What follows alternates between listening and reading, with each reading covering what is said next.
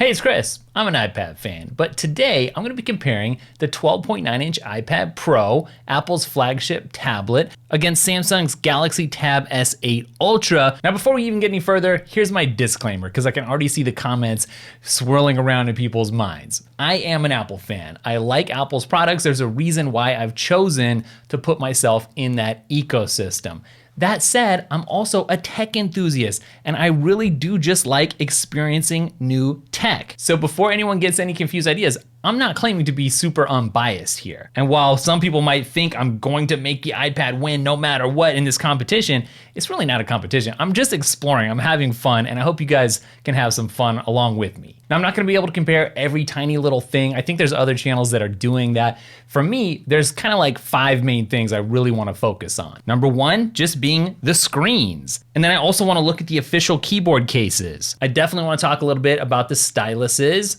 Is it Stylus or Styli? Then I want to talk about the front-facing cameras and the microphone quality. And then I want to get into what probably is the media section of this video for most people, the software experience. All right, well, let's start by talking about the displays, because if you think about it, that's basically the core of what makes a tablet a tablet. This piece of glass that looks gorgeous that you can hold. Now, both of these are actually high quality 120 Hertz displays. What's interesting here is that Samsung makes you choose whether you want 120 Hertz or 60 Hertz enabled across the board all the time. The iPad, on the other hand, uses ProMotion, and that means that it's adaptive. So it can scale up to 120 Hertz, but it can also conserve a little bit, especially the battery life, if you're not needing 120 Hertz all the time. Now, Samsung's display here is an AMOLED display. On the other hand, Apple's using a mini LED display. At the moment, I've got them both set to about 50% brightness so you can see how they look, but where the iPad really excels is when it comes to HDR content, because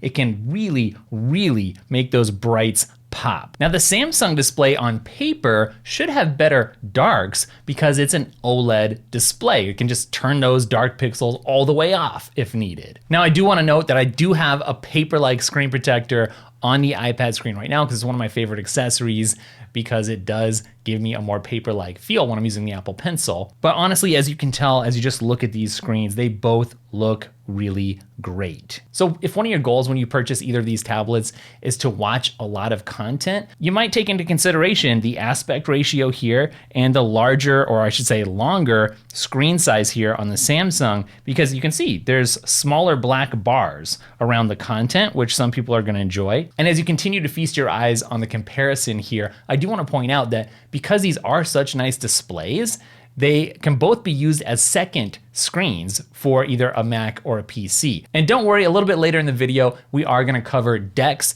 and Universal Control and kind of compare and contrast the extra things that you can do on the software side. Real quick, before we go any further, let me just say, if you like these sort of comparisons, if you like the vibe of this video, why not get subscribed? And let me know down in the comments what other comparisons you guys would like to see. All right, so this is the iPad Pro's Magic Keyboard. This is the white version. It also comes in black. And the iPad just pops right on here, and then you can open and close it, and this is kind of as far back as it pushes, so you do have a somewhat limited array of viewing angles. And this is the bottom half of the Samsung keyboard case because it's 2 pieces. You've got this piece that fits on the back of the display, and then you've also got the actual keyboard. And the 2 pieces attach magnetically as well, and then you gotta pop out this little kickstand in the back, and you're good to go. And then as you can see from the top-down angle here, this is the biggest iPad, and it has a smaller footprint with the keyboard case than this absolutely gargantuan S8 Ultra over here, which just spreads out a little bit more on your desk. Now, one big bonus on the Samsung side of things is that you actually get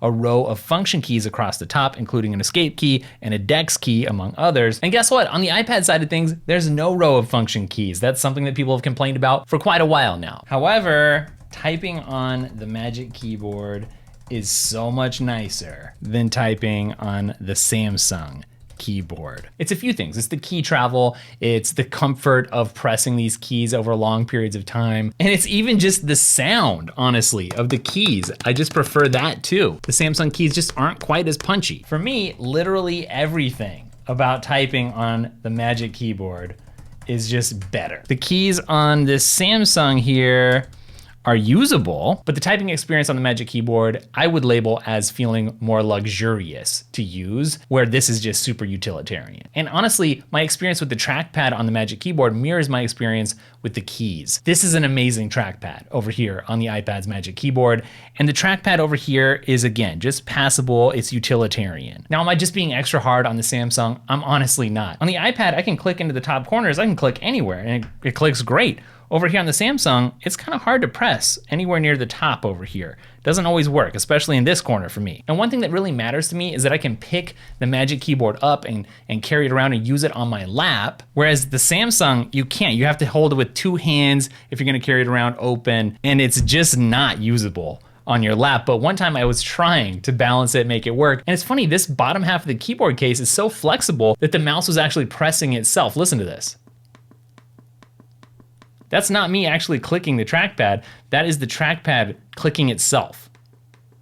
So these are both $350. One feels really premium though, and the other doesn't. And I think another consideration for me is just the aesthetics of the stands when you're using them.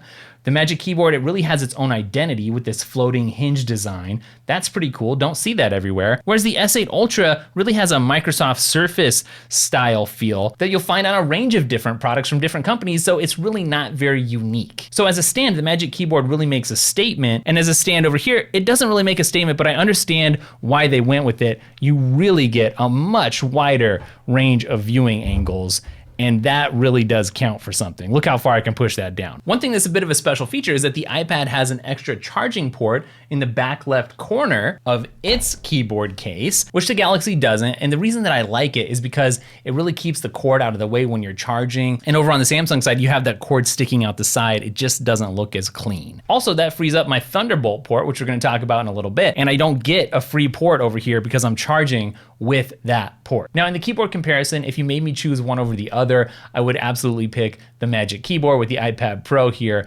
because typing is a huge part of my work day. And I want that typing experience to be as good and as enjoyable as possible, more than I want a row of function keys even, or a more adjustable stand. Now let's talk about these styluses here. So this is the Apple Pencil. It costs $130, and this is Samsung's S Pen, which actually comes included when you buy the S8 Ultra. So already, that's pretty cool of Samsung to include that right in the box. Now the Apple Pencil is just a little bit longer than the S Pen, but they both have these flat edges that number one, makes them nice to grip, and number two, lets them rest on the device, attached to the device. Now the tips are quite different. You get a harder tip with the Apple Pencil. And true to its name, I feel like that does really make it feel more like an actual pencil. And it also doesn't hurt that I've got the paper-like screen protector on here as well. That definitely contributes. The tip of the S Pen is a lot softer. So when you actually press down on it, it makes for a very different experience. And it's actually gonna be very subjective which one you prefer using. But for me, when it comes to handwriting, I actually prefer the way that the S Pen feels and how it works, at least in the default Samsung app. And we'll talk more about that in a minute. Now that isn't to say that I don't like handwriting over on the iPad at all, because that's not the case. So handwriting with both, good. I prefer the S Pen maybe just slightly. On the other hand, when it comes to drawing shapes or sketching, then I definitely prefer using the Apple Pencil. It just feels more natural to me. And again, it's not like the S Pen is bad in those situations. I just like the way that the Apple Pencil handles itself in the sketching department. Now the iPad has kind of a capacitive hidden touch button here that if you double tap, will switch between your latest used tools, maybe the pencil and the eraser. The S Pen, on the other hand, has an actual button, you can see it right there, that comes in handy in a variety of situations as well. But let's talk about performance. This is one interesting area when it comes to these two styluses. Why? Well, the Apple Pencil is very smooth basically all the time. Doesn't matter what app you're in or what part of the system you're interacting with, this thing is smooth. On the other hand, performance with the S Pen really varies or the experience that you're interacting with at any given time. So it can be very smooth in apps like Samsung's Notes app here, but I found that other notes and design style apps, in the Play Store don't make for nearly as smooth of an experience. And you can see that in action in my S8 Ultra unboxing video. All right, while we're on the subject of the styluses, one thing I want to point out is how you store and attach them. On the iPad, the Apple Pencil magnetically connects with a nice satisfying click on the top, and it doesn't matter which direction you face it, it's going to connect and charge either direction. The S Pen, on the other hand, can also attach magnetically to the top, but you can also lift the flap in the back of the case here and attach it to the back. And then when you shut that piece of the case, you know you're not gonna lose that S Pen if you stick it in a backpack or if you take it somewhere, which is interesting because I've actually lost my Apple Pencil for months at a time, multiple times, because I put it in a backpack or I brought it with me. And the Apple Pencil is great to store on top when you're just at your desk, but it's too easy to knock off and potentially lose for such an expensive thing otherwise. All right, so let's talk a little bit about the front-facing camera. You got a dual camera setup over here on the Samsung, and you'll notice that they've positioned it to be centered horizontally. I really like that because that means that when I'm looking at somebody on a meeting, it's gonna look more like I'm looking at them, making eye contact, rather than looking off to the side, which is what ends up happening over here on the iPad Pro, because Apple has gone ahead and centered their camera in a portrait orientation. Now here's something I don't get and I don't like about the iPad Pro's front-facing camera. It's not 4K, it's only 1080p. It does have center stage, which is great for centering you or anybody else that happens to be on the camera with you, but I would rather look good on a video than be centered. Okay, so here's just a quick little video test and microphone test of the front-facing 4K camera on the S8 Ultra. You know what? I think it looks pretty good. How does it sound though? You guys let me know down in the comments. And here's a quick video test of the iPad Pro's front-facing camera and microphones. Now, you'll see I'm holding this directly in front of me, but my face is off to the side. If I want to center myself, I actually have to move this over here to look at the camera because of this awkward placement. It just doesn't work as good. And you know what? I'm not sure that the quality is as good as it needs to be either for a Pro device. So as I'm just briefly comparing the footage that I just shot on each of these, it's apparent to me that the Galaxy here is just so much nicer in terms of the camera quality. And the iPad honestly is just lacking. It's not as good. So in this department, I definitely choose the Samsung for its 4K crispy capabilities. All right, so now we come to the software experience. We've talked a little bit about some of the hardware aspects, but I think for a lot of people, the software is really where the rubber meets the road, how they use it, how they interact with all this cool hardware. So let's talk a little bit about multitasking. Over on the iPad, you can have 2 split screen windows open at once, and then you can also open up a third window and slide over. But over on the Samsung side, I can actually have not just the split screen, but I can open up a third app that lives on the screen without having to slide over at all, which I love because I've been asking Apple for years and years and years. I just want to see 3 different apps on the screen so I can drag and drop and reference over here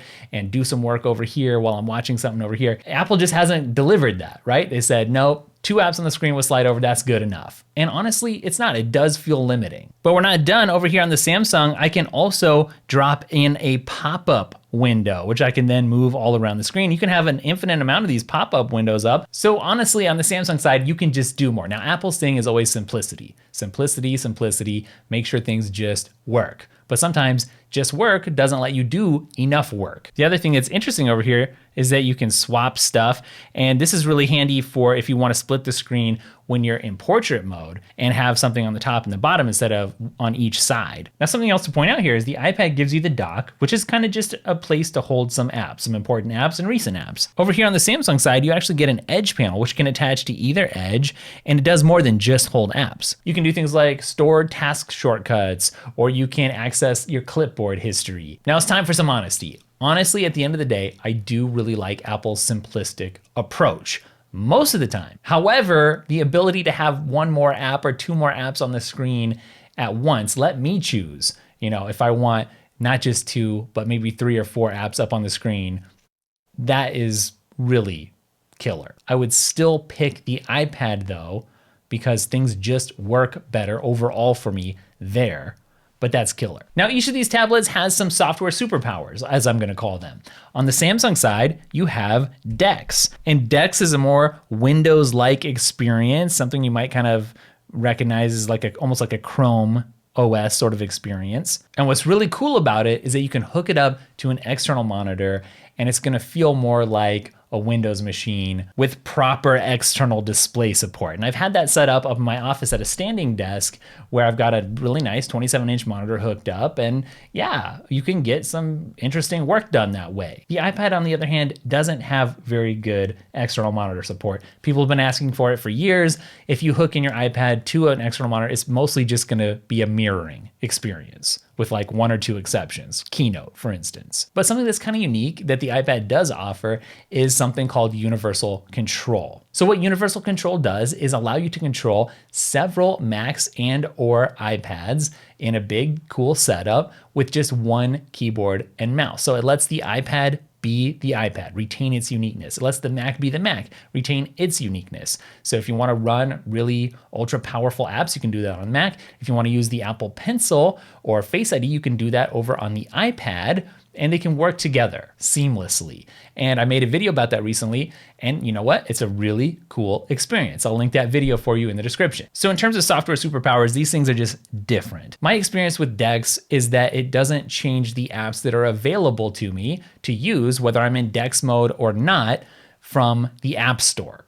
In other words, there's no super heavy hitting apps that are gonna let me really take advantage of that big monitor, and I'm really just stuck doing the light computing tasks that I would be doing anyways. And if I'm gonna just be doing light computing stuff, surfing the web, checking email, maybe watching some YouTube, and I want that bigger screen, then yeah, that's pretty cool. But DEX in and of itself is not a reason for me to use the Samsung over the iPad. Now, what I'm about to say has a lot to do with the software experience.